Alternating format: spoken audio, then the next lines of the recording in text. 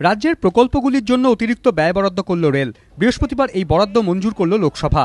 এদিন রেলের বিভিন্ন প্রকল্পের জন্য মোট 1000 কোটি টাকার অতিরিক্ত ব্যয় বরাদ্দ মঞ্জুর করা হয়, যার মধ্যে শুধুমাত্র এ রাজ্যের জন্যই 347 কোটি টাকা, যার মধ্যে অধিকাংশই রেল প্রতিমন্ত্রী অধীর চৌধুরী নিয়ে এলেন নিজের জেলা মুর্শিদাবাদের জন্য। কাটোয়া ফরাক্কা এবং আজিমগঞ্জ নলহাটি রেল লাইনের বৈদ্যুতিকরণের জন্য মঞ্জুর করা হয়েছে 229 কোটি টাকা। 11 কোটি টাকা বরাদ্দ বেলডাঙ্গা আন্ডারপাসের জন্য।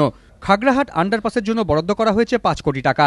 এছাড়াও ইস্ট ওয়েস্ট মেট্রো প্রকল্পের জন্য বরাদ্দ করা হয়েছে 100 কোটি টাকা। সম্প্রতি প্রধানমন্ত্রীর সঙ্গে দেখা করে রাজ্যের প্রকল্পগুলির জন্য দরবার করেন রেল প্রতিমন্ত্রী। তারপরেই এই বরাদ্দ বৃদ্ধি।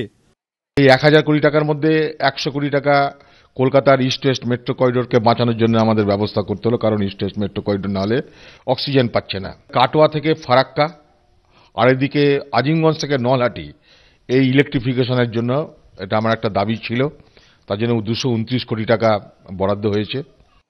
অতিরিক্ত এই ব্যয় বরাদ্দ মেলায় এবার রাজ্যের রেল প্রকল্পগুলির কাজে আরও গতি আসবে বলেই মনে করছে ওয়াকিবহাল মহল। বিজেন্দ্র সিংহ, এবিপি আনন্দ, নয়াদিল্লি।